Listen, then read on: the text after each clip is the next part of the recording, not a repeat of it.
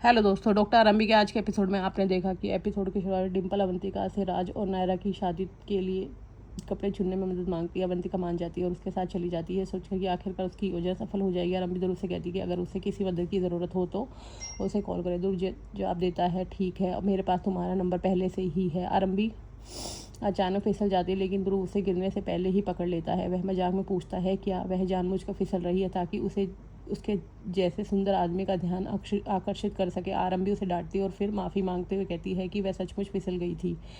इस बीच अवंतिका सोचती है कि डिम्पल आंटी के उसे वहाँ ले लाने से उसकी योजना ख़राब हो गई। वह डिम्पल को बताती है कि उसने ध्रुव के कमरे से कुछ आवाज़ें सुनी। आरंभी फर्श देखती है और उस पर तेल गिरा हुआ पाती है। वह सोचती है कि तेल वहाँ कैसे आया। आरंभी और ध्रुव को शक होता है किसी ने जानबूझकर फर्श पर तेल डाला होगा। परिवार के सभी सदस्य कमरे में इकट्ठा हो जाते हैं। हैरी फिसलने ही वाला था कि ध्रुव ने उसे बचा लेता है।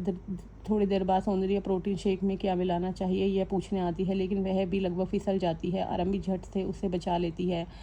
डिम्पल सौंदर्या से सवाल करती है और पूछती है कि यह किस तरह की लापरवाही है और फर्श पर तेल कैसे आ गया। आरंभी सौंदर्या का बचाव करते हुए कहती है कि इसमें उसकी कोई गलती नहीं है और उसने कमरा अच्छे से साफ़ किया था। वह सबको सोचने के लिए कहती है कि अगर सौंदर्या गिर जाती तो उसके और उसके बच्चे का क्या होता। विश्वास आता है, बातचीत सुन लेता है। आरंभी सौंदर्या को पानी देती है। आरंभी कहती है कि उसे कभी भी नहीं पता कि फर्श पर तेल कैसे आया। डिम्पल उससे सच पता लगाने को कहती है। विश्वास आरंभी से कहता है कि ध्रुव को घर में किसी भी तरह की परेशानी का सामना न करने दे।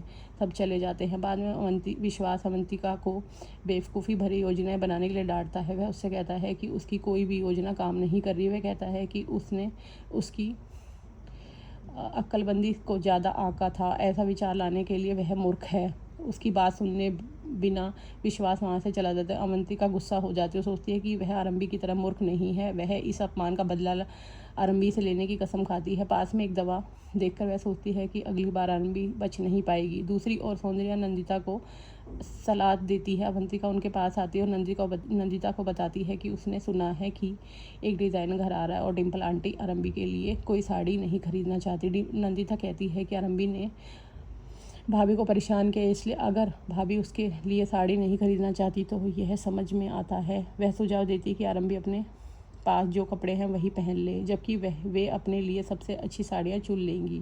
फिर नंदिता फ़ोन करने के लिए चली जाती है। सौंदर्या को आरंभी के लिए बुरा लगता है। अवंतिका उससे पूछती है क्या उसे आरंभी के लिए दुख हो रहा है।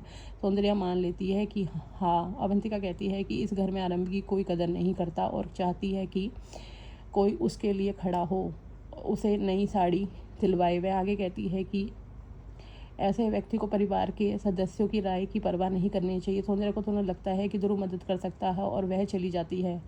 अवंतिका मुस्कुराती है, यह सोचकर कि उसकी योजना पूरी तरह से सफल हो रही है। अब उसे केवल परिणाम देखना बाकी है। इस बीच आरंभी खाना बनाने में बिजी है और उसे अस्पताल के वे फॉलो अप याद आते हैं जो उसे कभी अभी पूरे करने हैं। वह सोच जताती कि अवंतिका को अस्पताल में उसे कुछ भी सिखाने में कोई दिलचस्पी नहीं है और चाहती है कि कोई उसकी मदद करे। ध्रुव आता है और कहता है कि वह मदद कर सकता है।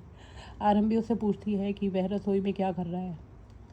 ध्रुव जवाब देता है कि वह यह देखने आया था कि खाना बनाने के लिए क्षेत्र साफ है या नहीं। फिर वह पूछता है कि उसके आने से पहले वह किस बारे में बात कर रही थी। आरंभी उसे बताती है कि वह अपने करियर के बारे में सोच रही थी। ध्रुव सेब खाने ही वाला था कि आरंभी ने उसे धोखा ध्रुव को दे देती है। तभी